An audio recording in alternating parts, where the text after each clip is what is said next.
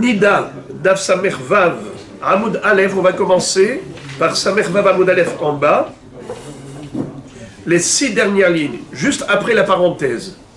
Amarava, Tevaru Alinase, Venit Païsa, Tzricha Sheteshev, Shiv'a Nekiim. Qu'est-ce que ça veut dire?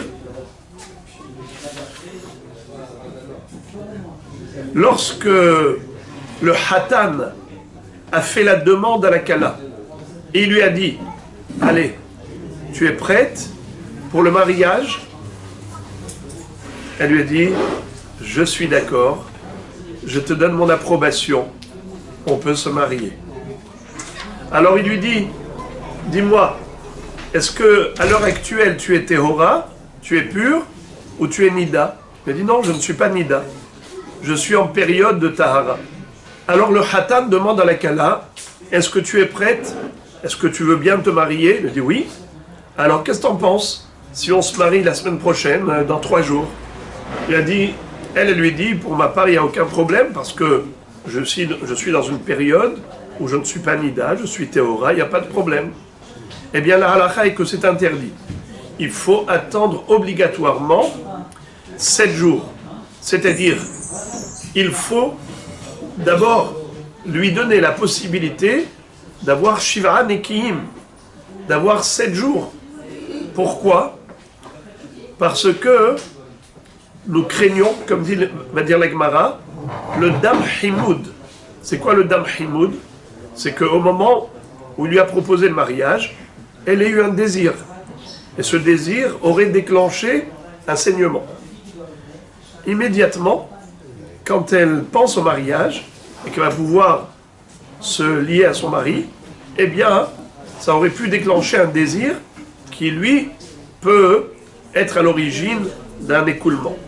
C'est pour cela que nous craignons qu'il y ait eu écoulement aujourd'hui, et par conséquent, il faut qu'elle fasse un Hefsek Tahara, et elle compte les Shiv'a Nekiim à partir du lendemain.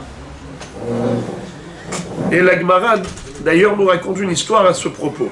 Ravina Yasak l'Hébré, Berav Hanina. La Gemara raconte une histoire. Ravina a fait un shidour avec son fils. Il a fait un shidour à son fils avec la fille de Rav Hanina. Amarle. Alors, Rav Hanina a dit à Ravina, Savarle Marli Mirtav Ktuba le Arba Yom, Amarle In. Il lui a dit, est-ce que tu as l'intention d'écrire la Ketouba pour le 4e jour, dans 4 jours? Netar Adarba Harina. Alors, il a attendu encore 4 jours après.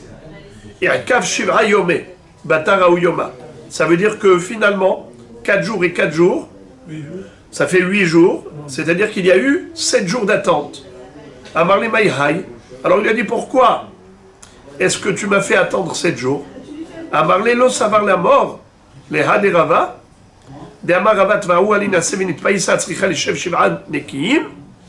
Il lui a dit, pourquoi tu ne connais pas la halakha que lorsque le Hatan demande la main de la Kala et il lui dit, est-ce que tu veux te marier? Il faut attendre encore 7 jours parce que peut-être ça aurait pu déclencher un désir et donc un écoulement. Il lui a dit, c'est vrai, je connais cette halakha. Amarle, Imar de Amarava, Begdola de Kahaziadam, Amar Ktana de Lo Haziadama, Mi Amar. Il lui a dit, quand est-ce qu'on applique cette halakha d'attendre 7 jours supplémentaires? C'est pour une fille adulte, c'est-à-dire qu'elle a déjà eu des règles, elle est capable de saigner. Mais là, il s'agit d'une petite qui n'est même pas bat mitzvah. Donc, normalement, elle n'a pas encore ses règles. Puisqu'elle n'a pas encore ses règles, alors pourquoi tu l'as fait attendre encore 7 jours? Ça suffit 4 jours. Il a dit non. Amarle befirouch amarava loshna gdola loshna ktana. Gdola tarmama mishum de mehamda, ktana name mehamda. Il lui dit, eh bien, sache que le phénomène de la nature est extraordinaire. C'est pour quelle raison une fille qui est pure, c'est-à-dire une fille qui n'est pas dans la période de ses règles, malgré tout, elle doit attendre 7 jours supplémentaires.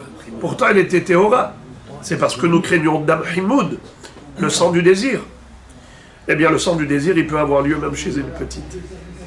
Elle peut désirer son futur Khatan, et elle peut avoir un saignement, un écoulement, même si elle n'a jamais eu ses règles, cette fille. Curieux. Ouais. Alors, On peut se comprendre chez un adulte, enfin, mais sur c'est ça. C'est pour ça qu'il lui a dit, tu as cru faire cette différence, eh bien, sache que Rava nous a dit qu'il n'y a pas de différence entre Gdola ou Ktana. Dans tous les cas de figure, il faut attendre 7 jours supplémentaires après avoir fixé la date de mariage. Car même pour une petite, la notion d'écoulement de sang par le biais du désir, c'est quelque chose qui peut exister. Amarava, encore une halakha qui n'a rien à voir avec la précédente. Cette halakha concerne le mikvé. Maintenant, on va étudier plein de halakhot qui sont relatives au mikvé, c'est-à-dire la femme, après la période de menstruation, la période des règles, elle doit aller au mikvé. Je rappelle la halakha. Pour une nida, Minatora, nida, c'est 7 jours. À l'époque où les femmes tenaient un calendrier précis, quand elle a ses règles, eh bien, elle est nida pendant 7 jours, qu'elle saigne ou pas. Ça veut dire que elle a saigné un jour ou elle a saigné 7 jours, c'est le même prix. Si à la fin du 7e, avant le coucher du soleil, elle a cessé de saigner, elle fait une vérification pour être sûre qu'elle s'est arrêtée de saigner, et le soir même, elle va au mikvé. C'est comme ça. Ça, c'est le dîne de la Torah de Nida. Après cette période, si elle saigne, elle est déjà dans la période de Ziva. Ça dure 11 jours. 11 jours de possibilité de devenir Zava. Zava, c'est quoi? 2 possibilités. Soit Zava Ktana, soit Zava Gdola.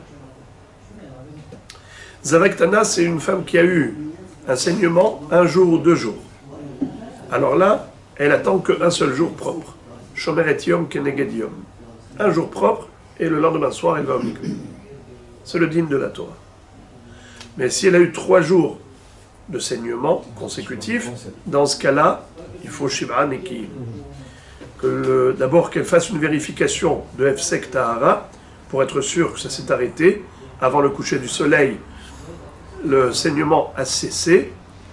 Et désormais, à partir du coucher du soleil, elle commence à compter son premier jour. 1, 2, 3, 4, 5, 6, 7, 7 jours propres. Chaque jour, elle se vérifie pour être sûre que le sang a vraiment cessé. Le 7e jour, elle va au mikvé.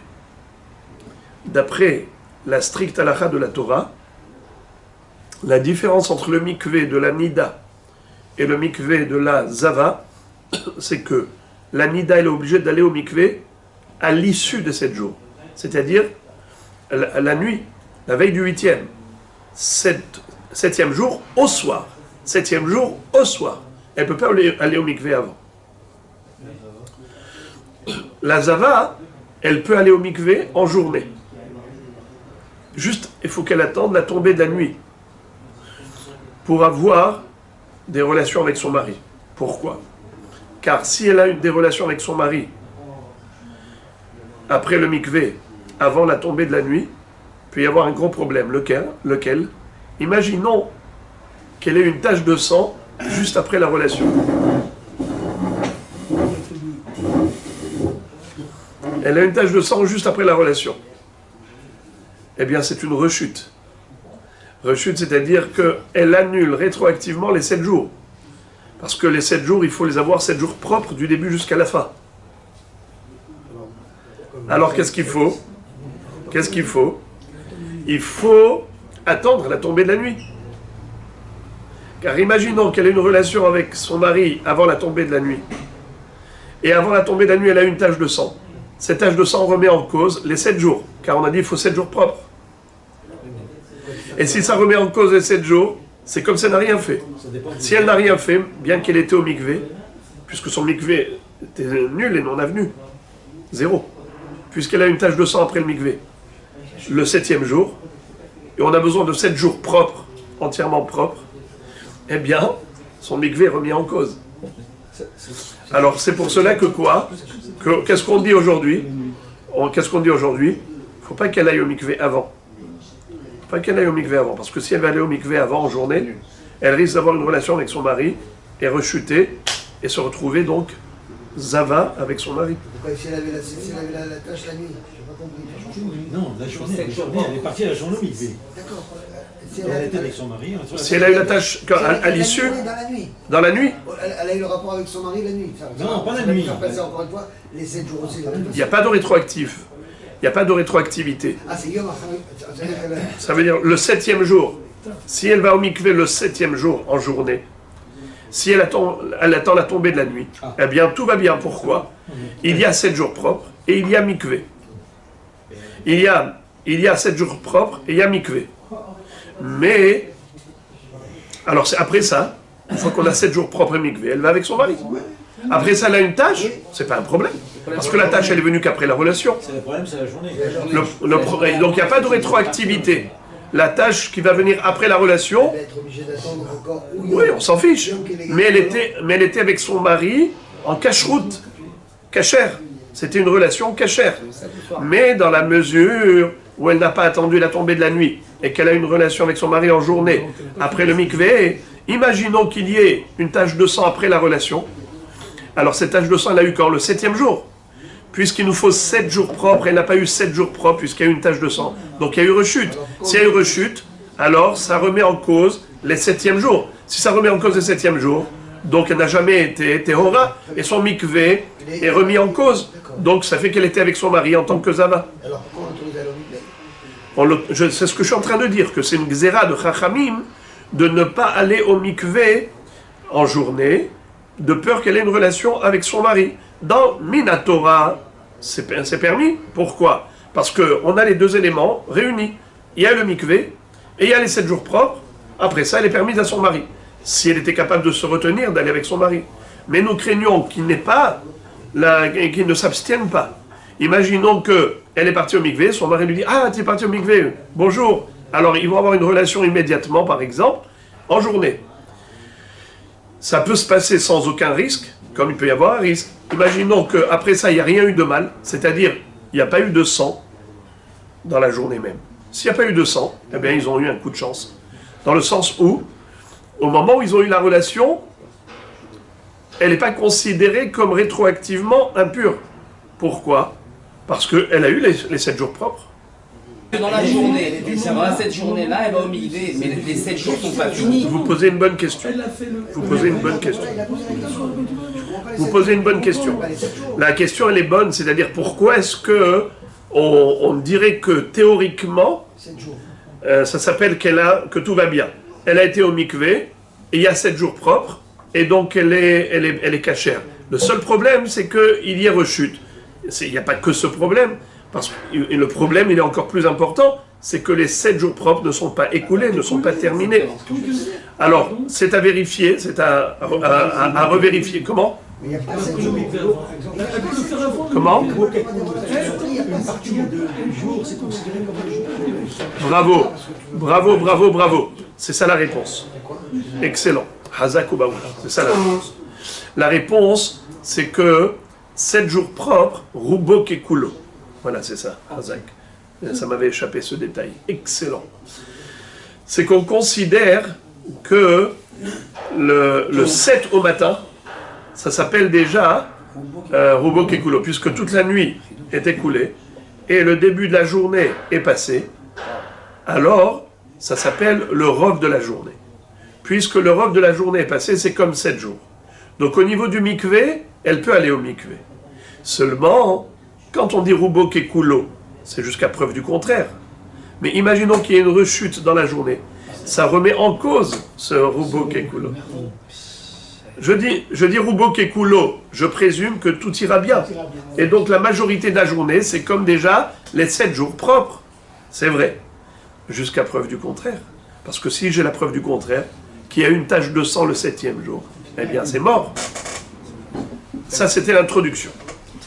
Alors maintenant, on a compris que ça, c'est le digne de la Torah. Mais de nos jours, tout ce que je viens de dire, ce n'est pas applicable. C'est quoi de nos jours la halakha? La halakha, c'est que peu importe combien de temps elle a saigné et quand elle a saigné, il y a eu une goutte de sang, elle doit adopter le din de la Zava Gdola. Amar Rabbi Zera, Benot Israël, Ehmiru al Atzman, Liyot Yoshvot Shiv'a Nekiim, Afilu Ro'ot Dam, Kehardal.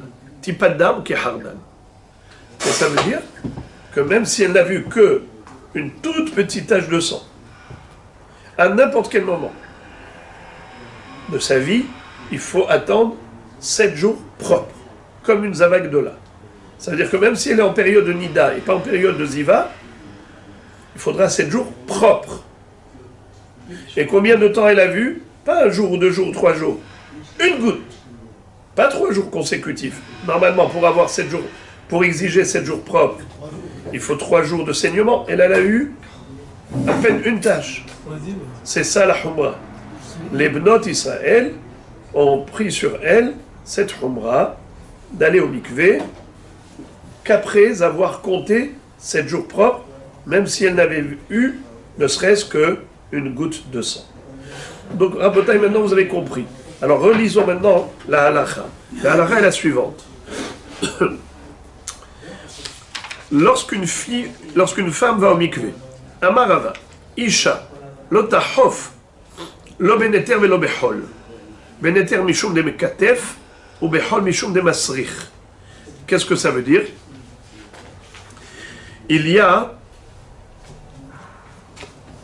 au moment, avant le mikvé, avant la tvila, il faut se préparer. Comment? Il faut se laver, il faut se laver la tête, il faut séparer les cheveux, il faut qu'il n'y ait pas d'écran, ce qu'on appelle hatzitza, un écran. Car quand la personne rentre dans l'eau, dans le mikvé, il faut qu'elle rentre entièrement, même un cheveu en dehors de l'eau, c'est problématique. Il faut que tout soit dans l'eau. Mais même une fois dans l'eau, s'il y a, par exemple, des cheveux qui sont liés, des cheveux qui sont collés, eh bien, c'est pas kasher. Pourquoi? Étant donné que l'eau ne va pas pénétrer partout. Il faut que l'eau puisse recouvrir l'ensemble du corps, sans exception. Que tout le corps soit recouvert d'eau, même les cheveux. Et si dans les cheveux, il y a de la colle, c'est pas bon. Alors on nous dit comme ça. La hafifa, le tahof, la hafifa, c'est se laver. Cette hafifa-là, on ne doit pas se laver les cheveux avec un, comment il s'appelle? Du néther, du nitre. Velo behol, et ni avec du sable. Il y avait un sable qui était utilisé comme détergent. Il ne faut pas utiliser ça. Pourquoi? Il y a ceux qui disent que ce n'est pas hol qu'il faut dire, il y a ceux qui disent qu'il faut dire ahal. Ahal, c'est l'aloe. On ne se lave pas avec du sable, on se lave avec de l'aloe vera. Alors, il nous dit comme ça, il ne faut pas utiliser ni le nitre, ni l'aloe, d'après une version, ou pas de sable d'après une autre version. Pourquoi? Parce que le nitre, il cause la chute de cheveux. Et quand les cheveux tombent, ils ne font plus partie de la tête. Alors, ils sont attachés aux cheveux, c'est-à-dire les cheveux détachés sont attachés aux cheveux rattachés, et donc ils causent une hatzitza. C'est pour cela que faut pas utiliser le nitre, le néther. Deuxièmement, l'obé ahal, parce que le ahal, qu'est-ce qu'il fait? Il colle les cheveux entre eux. Et ça te fait des blocs de cheveux. Or, il faut que l'eau puisse recouvrir chaque cheveu. Et si tu as des mèches de cheveux collés, alors il n'y a pas de, la tevila n'est pas bonne. Parce qu'il y a un écran, il y a une hatzitza. Donc je répète, il ne faut pas utiliser comme détergent pour se laver le corps, et surtout la tête, parce que le problème n'est pas par rapport au corps. C'est vrai que tout le corps doit être recouvert d'eau, mais le néter ou le ahal ne pose pas de problème au niveau du corps. Là où il pose problème, c'est au niveau de la chevelure. Parce que le nitre fait tomber les cheveux, et une fois que le cheveu est tombé, il a tendance à s'entremêler dans la chevelure, et donc il peut causer un écran, faire un écran, et donc les cheveux qui seront entremêlés avec les cheveux qui sont tombés, ils n'auront pas été entièrement recouverts d'eau. Ça, c'est le nitre. Et le ahala, c'est un autre problème. Lui, il ne cause pas de chute de cheveux, mais il cause un autre problème, c'est qu'il fait des blocs de cheveux. Les cheveux deviennent des mèches, des blocs de cheveux, et donc l'eau n'arrive pas à traverser partout et de recouvrir tout le cheveu. Dont on parle, c'est le cuir chevelu dont on parle. C'est pas Non, le cheveu. Le cheveu aussi, lui-même, il doit être. C'est un. Le cheveu. Détaché. Non, détaché, c'est pas quelque chose de détaché, c'est que le cheveu est une. C'est lui qui doit se purifier, c'est le cheveu qu'on purifie. Jusqu'aux cheveux, c'est-à-dire pas le. On parle pas. Parce que Hatzitza, en général, c'est sur la peau. Quand on parle de Hatzitza, c'est sur la peau. Répondez vous-même. Non, c'est-à-dire, il y a accès. Alors, vous avez posé une question, et vous avez les constaté. cheveux, elles pénètrent à l'intérieur du bas des cheveux. Non, non. Le cheveu passe pas. Le Mais cheveu. le cheveu par lui-même, on ne parle pas du cheveu. Donc les poils qui sont sur la peau, c'est la même chose. Pareil. Amar amimar mishemeh derava. Isha lotahof ela behamin. Va filou behame hama.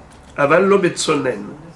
Une femme, quand elle se lave, il ne faut pas qu'elle se lave à l'eau froide, il faut qu'elle se lave à l'eau chaude. Et même si c'est de l'eau qui a chauffé au soleil, ça ne change rien. Il n'y a pas de problème. Le principal, c'est que ce soit de l'eau chaude. La Gemara demande Sonen Maïtar Balo. Pourquoi est-ce que l'eau froide, c'est problématique pour se laver la tête avec de l'eau froide? Ma'abaya. Réponse Meshum de Karire ou Mesharu Mazia. Car l'eau froide durcit le cheveu. Et lorsque le cheveu est dur, le cheveu n'est pas souple, il est plus difficile de nettoyer la chevelure. Laver des cheveux à l'eau froide, ce n'est pas recommandé. Pourquoi? Parce que si tu veux bien nettoyer la chevelure quand tu fais ton shampoing, il faut que le cheveu soit souple. Ainsi, le shampoing va passer partout et il va bien nettoyer ta chevelure. Mais si tu te laves à l'eau froide, le cheveu n'est pas souple. Il se raidit, il se durcit. Et comme il durcit, tu as du mal à nettoyer tout ce qu'il y a entre les cheveux. Et donc il peut y avoir une hatzitza. Et tu ne vas pas te rendre compte. C'est pour cela que la femme, quand elle se lave les cheveux, avant d'aller au mikvé, il faut qu'elle se lave à l'eau chaude. Encore. Ve'amar Rava, le'olam yelamed adam betor beto shete isha mediha bet kmatea b'mayim. Encore un enseignement de Rava à propos de la préparation au mikvé. Une femme, il faut qu'elle se lave bien au niveau des aisselles, au niveau des replis, comme par exemple sous la poitrine, ou des bourrelets entre les jambes. Tout ce qui est pli et repli, il faut bien laver afin que l'eau puisse pénétrer partout. La Gemara pose la question, elle dit Métiv et Bet Akmatim ou Bet Astarim Enam Tzrichim Libiat Maim. Pourtant, on a appris dans une Mishnah Maseret Mikvaot que les plis qui se trouvent dans le corps humain n'ont pas besoin d'être accédés par l'eau. C'est-à-dire l'eau n'a pas besoin, l'eau du mikvé n'a pas besoin d'accéder à ces endroits du corps humain qui sont dans des plis, comme par exemple sous les aisselles, comme par exemple le betastarim, un endroit comme des bourrelets, ou des endroits qui parfois sont découverts, parfois sont couverts.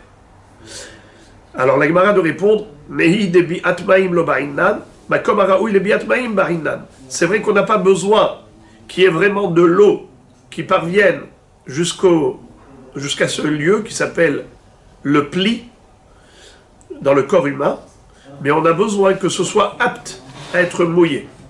Ça veut dire, si tu as là-bas, par exemple, une croûte, une saleté, si tu as une saleté dans le métastarim, alors l'eau n'aurait jamais pu parvenir dans cet endroit. Tu as un chewing-gum collé sous les aisselles.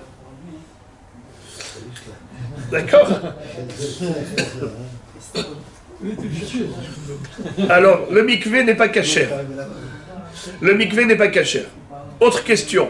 Il n'y a pas de chewing-gum sous les aisselles. Mais je suis rentré rapidement et je sais que l'eau n'est pas arrivée jusqu'au fond des aisselles. Cachère ou pas cachère? Cachère. Comment ça se fait? Là, tu me dis que on n'a pas besoin que ça touche partout. Dans les endroits de Betastarim, Betakmatim, on a dit que ce n'est pas grave. Si l'eau ne parvient pas là-bas, la Mishnah dit clairement que c'est cachère. Cette évi-là, ce trempage est cachère. Alors pourquoi me dis-tu que s'il y avait là-bas une hatzitza, un chewing-gum là-bas, alors c'est pas cachère? Quelle différence? Keder Rabizira, Dema Rabizira, Kol haraoui la bila, en habila me'akevet bo, Kol sheno haraoui la bila, habila me'akevet bo. C'est-à-dire, il y a une halakha à propos du korban mincha. Solet belula bashemen. Alors nous avons un digne que l'huile d'olive doit accompagner le korban mincha. Et on mettait l'huile dans la farine. Solet, c'est la farine. Shemen, zaït. Belula, c'est quoi belula? Pétri. Baloul, mélangé. Baloul. Est-ce que le pétrissage était obligatoire? Réponse, non. Ça veut dire qu'on pouvait mettre de l'huile, même sans pétrir vraiment. Pourquoi? Nous avons une règle à propos des kodshim. Lorsque la Torah ne se répète pas deux fois, c'est qu'elle n'exige pas la chose de manière indispensable. Elle recommande, mais elle n'oblige pas. Alors, justement, on nous dit comme ça, qu'il y a Raoui la Bila, et il y a Eno Raoui la Bila. Si c'est Eno Raoui la Bila, Habila Merakevet. Si c'est Raoui la Bila, Habila lo Merakevet. Traduction. Il y avait un Keli qui contenait Shishim Isaron Solet. Isaron, c'est 1/10 de Efa. Asirit ha Efa. Ça s'appelle Isaron. Isaron, c'est 1/10. Isaron, 1/10. 1/10 de quoi? De Efa, c'est une mesure. 1/10 de la Efa de farine. Il y avait un Keli où il y avait Shishim Isaron Solet. 70 de farine. Combien d'huile faut-il pour pétrir ces 60 Isaron Solet? Combien d'huile? Log shemen. Un log d'huile.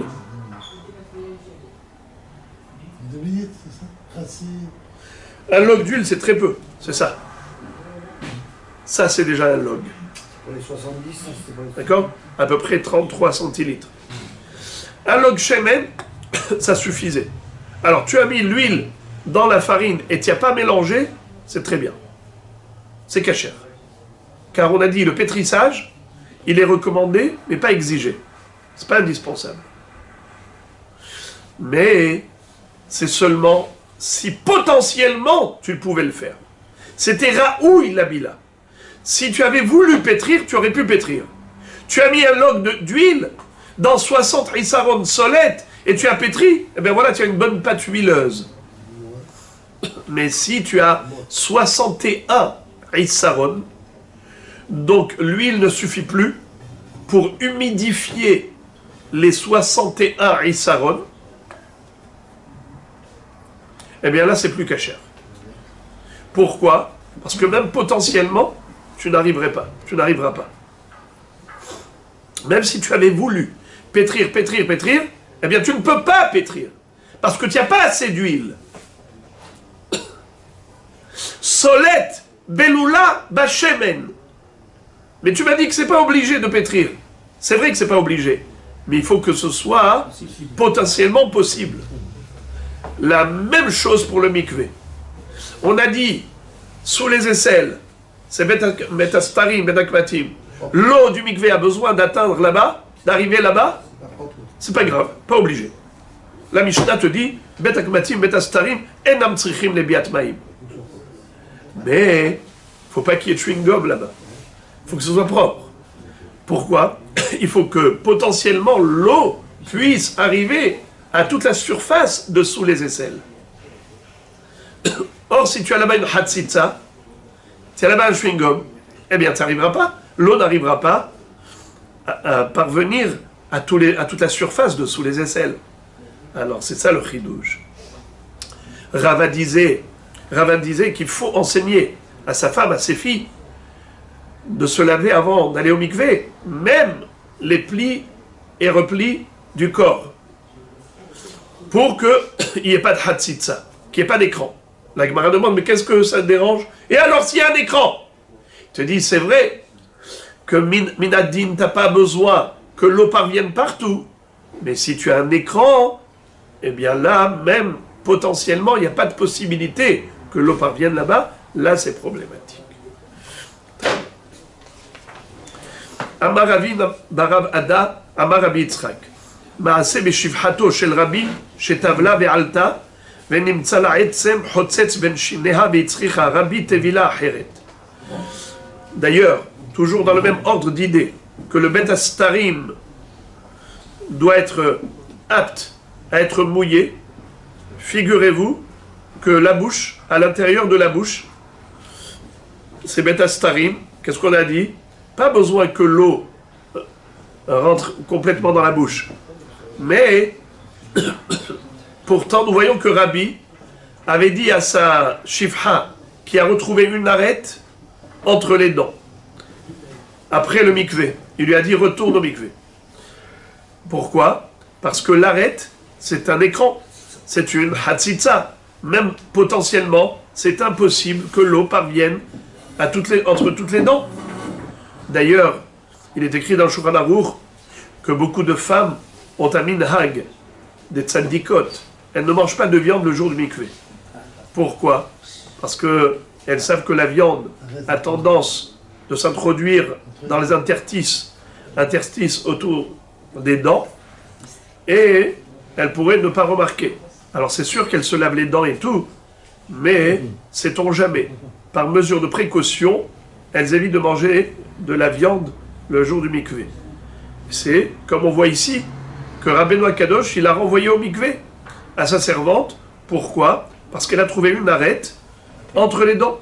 Ve'amar Rava, tavla ve'alta ve'nimtza alea davar chotzetz, im samuch la hafifa tavla, ena tzricha lahuf ve'litbol, ve'im lav, tzricha lahuf ve'litbol. Qu'est-ce que ça veut dire? Si une femme a été au mikvé, et après, en sortant du mikvé, elle a trouvé une hatzitza, un écran sur son corps. Quelque chose qui sépare le corps de l'eau. Alors on nous dit comme ça,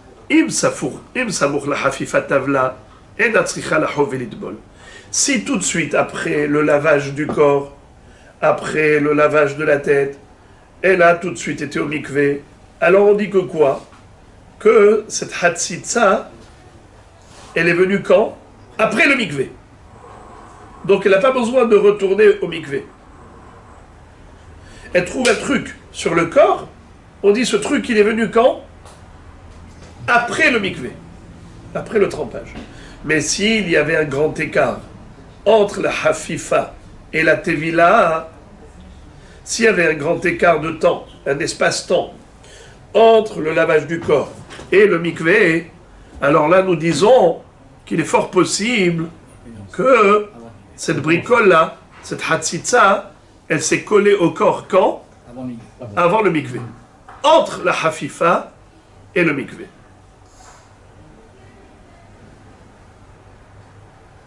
Et Kade Amré, deuxième version de cet enseignement,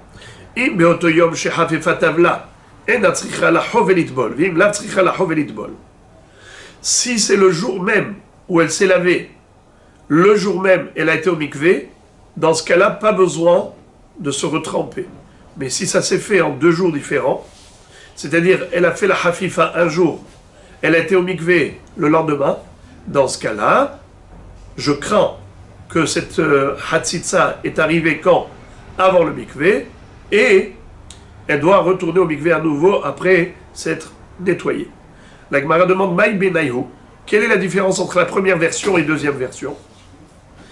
Ika Benayhu, les mismach, la hafifa tevila. C'est-à-dire que d'après la première version, il faut absolument juxtaposer la tevila à la hafifa. Tout de suite après le lavage du corps, mikvé. D'accord? Les mihaf bimama ou le mitbal belelia. C'est-à-dire que d'après la première version qui dit qu'il faut que ce soit l'un après l'autre, alors il n'y a pas de problème, par exemple, si une femme, elle a été à la salle de bain, elle s'est lavée pour se préparer au mikvé avant la tombée de la nuit, et elle a été au mikvé à la tombée de la nuit. Tout va bien? Pourquoi? Parce que c'était proche.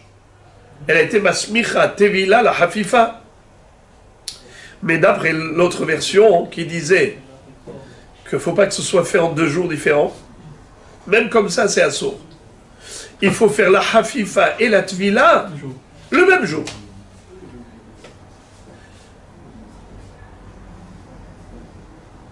Les hachamim ont été métaken que la personne fasse mikvé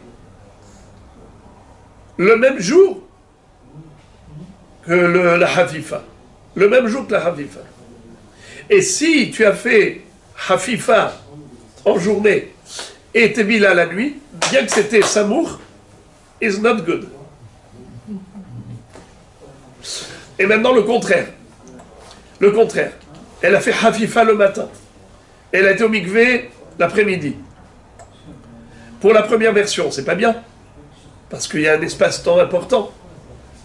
Mais d'après la deuxième version qui dit que la takana c'était le même jour, alors c'est bon.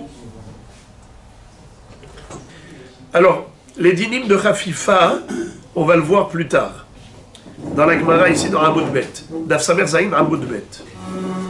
On arrête là.